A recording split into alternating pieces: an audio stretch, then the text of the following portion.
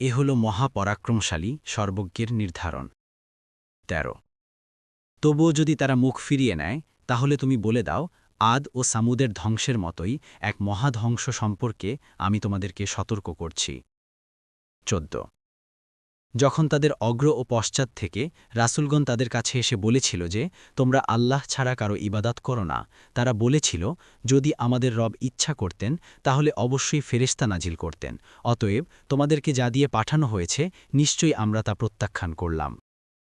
১৫ আর আজ সম্প্রদায় তারা জমিনে অযথা অহংকার করত এবং বলত, আমাদের চেয়ে অধিক শক্তিশালী কে আছে?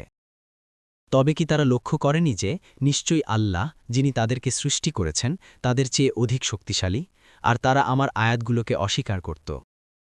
১৬ তারপর আমি তাদের উপর অশুভ দিনগুলোতে ঝঞ্ঝাবায়ু পাঠালাম, যাতে তাদেরকে দুনিয়ার জীবনে লাঞ্ছনাদায়ক আজাব আস্বাদন করাতে পারি, আর আখিরাতের আজাব তো অধিকতর লাঞ্ছনাদায়ক, এবং তাদেরকে সাহায্য করা হবে না।